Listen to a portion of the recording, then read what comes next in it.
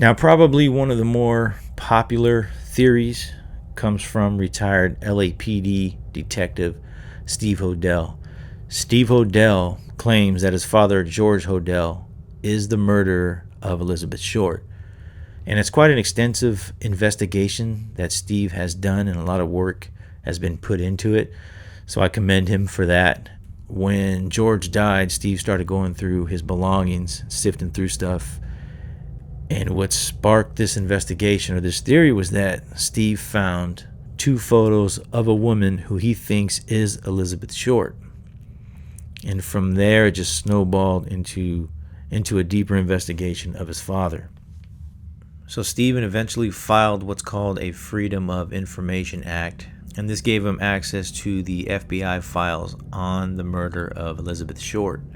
Steve also found a folder containing receipts that dated back to when his father had contract work done at the house, and these receipts showed that the concrete bought for the contracting work was the same brand and size as the empty concrete sack found at the dump site on Norton Avenue. Now, this house here, known as the John Salden house at 5121 Franklin Avenue, is Steve Hodel's childhood home. And this house here is a popular fixture when it comes to the Black Dahlia case because of its link to George Hodel. They also call this house the Jaws house because of the Jaws-like fixtures above the door there. According to Steve, a hemicorectomy, I think I'm saying that correctly, was the type of cut used on Elizabeth. And that type of procedure is where you can slice a body in half without breaking any bones. And apparently it was taught sometime in the 1930s when his father was in medical school. Another red flag for Steve was that George's handwriting was very similar to the handwriting in the letters sent to the police. It's also claimed by Steve that her uterus was removed, which I haven't seen in any of the reports. Not saying it's not true, but I just haven't seen it. So based on all of that information that Steve presented, it's kind of compelling, just depending on what you believe happened. I mean, there's some stuff in there you definitely got to think about. Probably my favorite theory would be the one by Larry Harnish. Larry Harnish is a former LA Times copy editor and writer. To me, this would make the most plausible sense. He explains it in really good detail on Feast of Death, which is a documentary on James Ellroy and his life and the unsolved murder of James Ellroy's mother, Geneva, which is another podcast that I did, Ghost of LA edition. You might want to check that one out. It's still unsolved, and it happened June 22nd, 1958. It's not as popular, nowhere near as popular as this case, but those 2 murders are pretty similar. At any rate, on Feast of Death, which is a very well done project, Larry Harnish is sitting amongst LA detectives, and with Nick Nolte and with James Ellroy, and they're eating and talking about cases and stuff. And Larry Harnish is getting kind of ribbed by the detectives because they're kicking around some of his theories. They're asking questions that he doesn't really factor in his theory. Now, during Larry's investigation of Elizabeth Short's murder, people were sending him things, and he tells a story where a box came in. He opens it up, and inside of it was a marriage certificate for Virginia Short. Now, Virginia was Elizabeth's older sister. Virginia was getting married to a guy by the name of Adrian West. So, towards the bottom of this marriage certificate is a name, Barbara Lindgren, and an address, 3959 Norton, which is 1 block from where they found Elizabeth. So we dug a lot deeper and found that the woman who owned the house, or who at least was paying taxes on the house, was a woman by the name of Ruth Bailey. Ruth Bailey was the mother of Barbara Lindgren. Ruth Bailey was married to one Walter Bailey.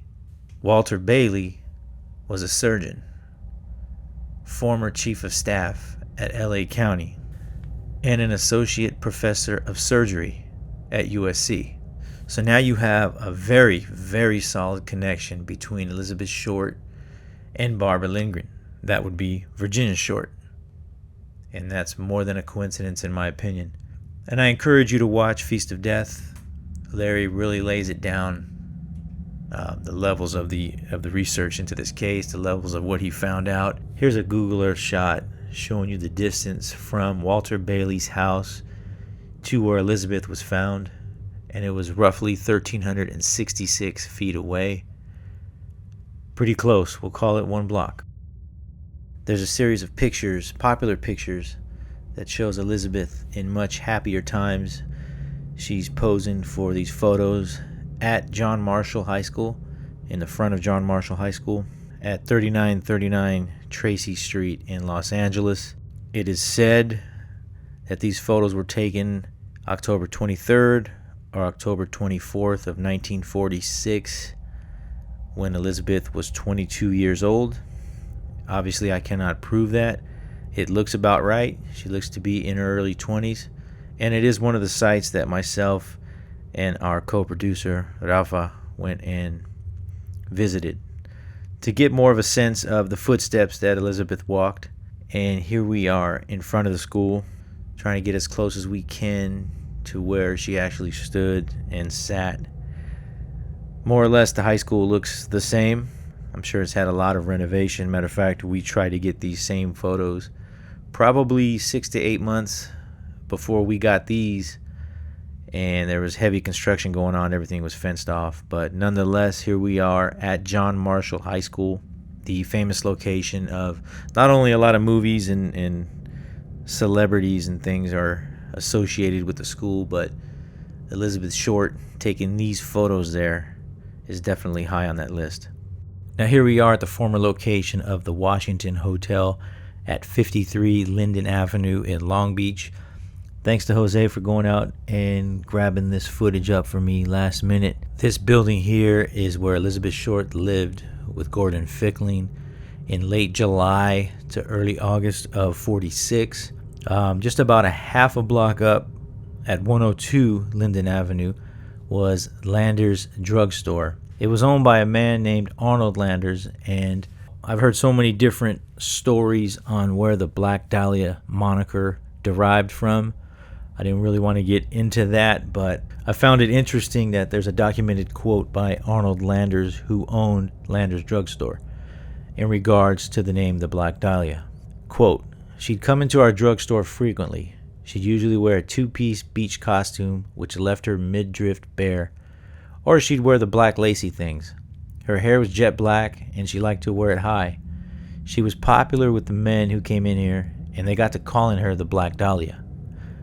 End quote.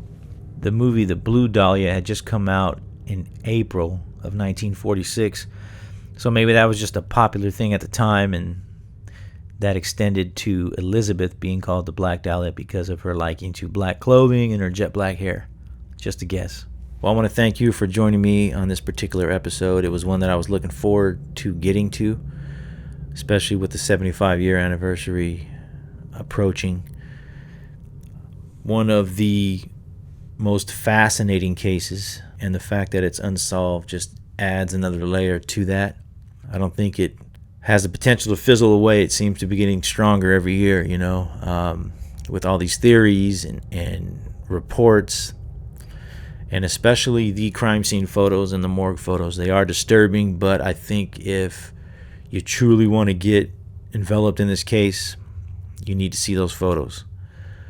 But again, thank you for the time, and we'll see you on the next one.